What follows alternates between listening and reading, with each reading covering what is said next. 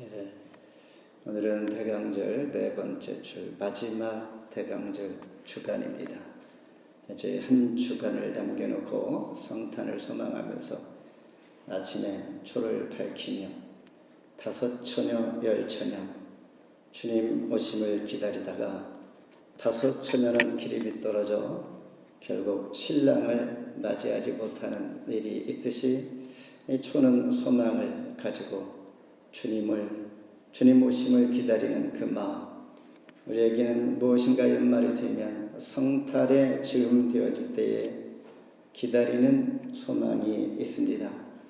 물론 늘 삶이 기다리는 것이지만은 한 해를 잘 마무리하며 새해를 다시 맞이할 때에 우리는 나름대로의 마음에 아직도 늘 부족함과 어떻게 새해를 맞이할 수 있을까라는 그런 마음들이 앞서기도 합니다. 오늘 주신 말씀은 이 봉사의 직무가라는 제목을 함께 말씀의 은혜가 되기를 바라면서 제가 설교를 성경 순서대로 하기에 특별히 이 주제를 제가 임으로 정한 것이 아니고 하나님께서 우리에게 허락하신 이 말씀 한 글자도 빼놓지 아니하고 다 우리에게 유익되는 말씀으로 가득 차 있는 성경을 통하여 우리가 아멘으로 받을 때에 더욱더 은혜가 넘칠 줄 믿으면서 고린도 교회는 사도 바울이 2차 전도 여행 때에 세운 가정과 같은 교회였습니다. 고린도 교회는 우상 숭배가 팽배했고 성적인 타락으로 전도가 어려워 사도 바울은 그곳에 복음을 전하는 것을 포기하려고 했던 곳입니다. 그런데 그날 밤에 환상 중에 하나님께서 사도 바울에게 말씀하십니다. 사도행전 18, 9, 10절에 두려워하지 말며 말하라. 이 성중에 대해 백성이 많음이라. 타락하고 우상 숭배로 가기도 싫은 이곳에 어떻게 하나님의 백성이 많습니까? 하나님만이 아시는, 우리가 보이지 아니할지라도 볼 수가 없을지라도 우리가 보기에는 황폐할지라도 하나님께서 보시는 영의 눈이 있기에 우리는 하나님의 눈으로 바라보아야 하는 것입니다. 이와 같이 세워진 고린도 교회는 AD 41년에서 45년 사이에 글라우디오 황제 때에 몰아친 심한 기근이 있었습니다. 이 기근으로 말미암아 예루살렘 교회가 정말 존폐 위기에 놓여 있었습니다. 예루살렘 교회는 모체와도 같은 교회였습니다. 많은 사람들, 훌륭한 사람들을 배출하고 파송하고 예루살렘 교회를 통하여 늘 우리의 마음의 중심과 같은 그런 힘을 얻는 그런 교회였는데 예루살렘 교회가 기근으로 너무나 어려워지자 사도 바울은 마게도냐를 거쳐 고린도 교회에 복음을 시작하게 됩니다. 1년 전에 이미 시작했던 고린도 교회가 내적인 문제로 멈춰 있는 이때에 여러분들이 선행을 시작한 것 멈추지 말고 잘 마무리할 수 있도록 격려하게 되는데 이 연보가 봉사의 직무다라고 말씀합니다. 봉사는 말은 헬라어로 렌더링이라고 세우다 되게 만들다 이런 뜻을 가지고 있습니다. 이것이 미니스트리로 번역이 되는 것입니다. 그러니 연보를 통한 어려운 교회를 세우는 이 일이 바로 봉사의 직무다라는 것입니다. 성경에서는 우리에게 수많은 축복의 조건들을 가르쳐주고 있습니다. 받는 것을 기대하는 동시에 드리는 것도 우리에게 지혜 있는 자, 복을 받는 자의 모습으로 교훈해 주고 있습니다. 비록 생활이 어려울지라도 최선을 다해 헌금 생활을 해야 하는 이유가 무엇인가라는 것을 우리에게 가르쳐 줍니다. 함께 은혜 시간 되기를 바랍니다. 첫 번째, 하나님을 진정으로 사랑하기 때문입니다.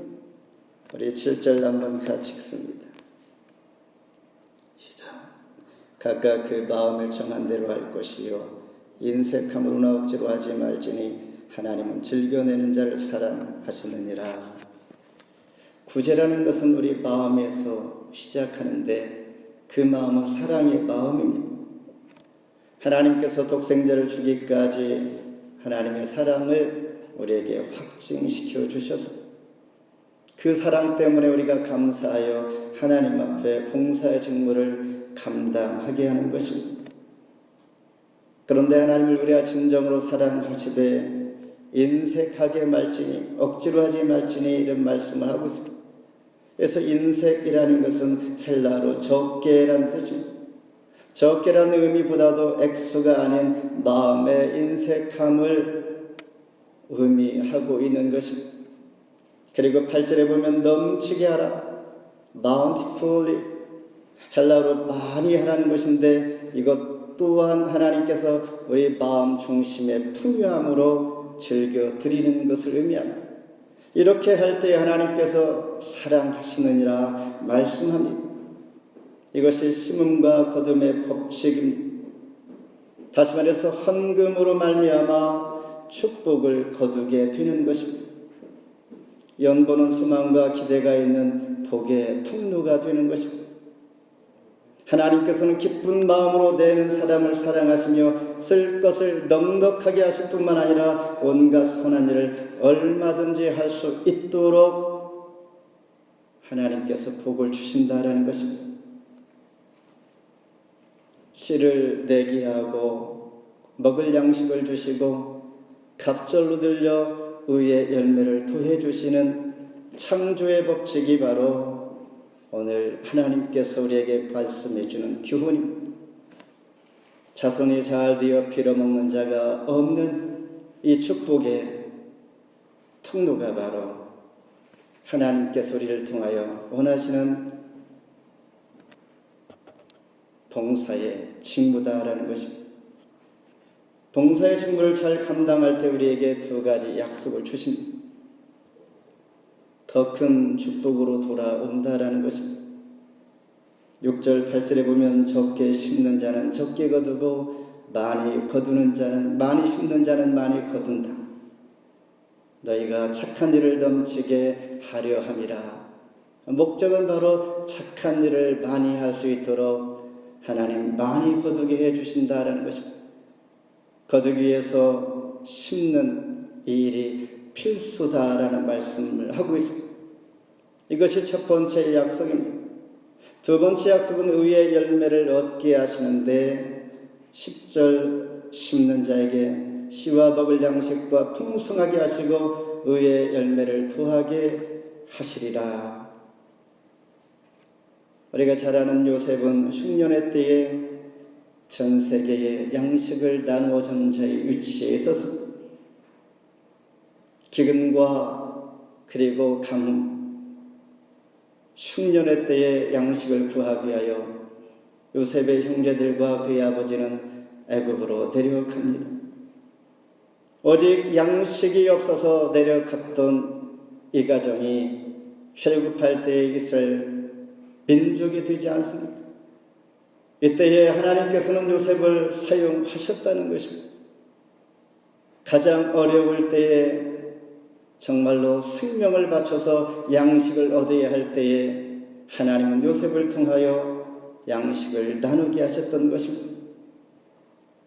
대부분 흉년을 통하여 수많은 나라들의 양식을 구할 때에 나도 살아야지라는 마음으로 양식을 풀지 않았을 것인데 요셉은 불확실한 상황 가운데에서도 미래를 바라보았던 것입니다.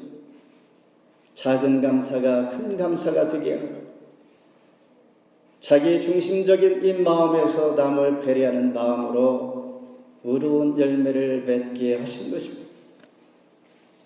대부분의 사람들은 현재라는 생각에 내가 붙들림 되어 있는 것입니다. 그러기에 우리는 심지 못하는 것이죠.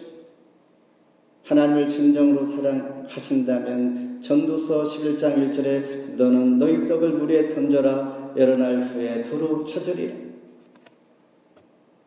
저는 결혼하고 나서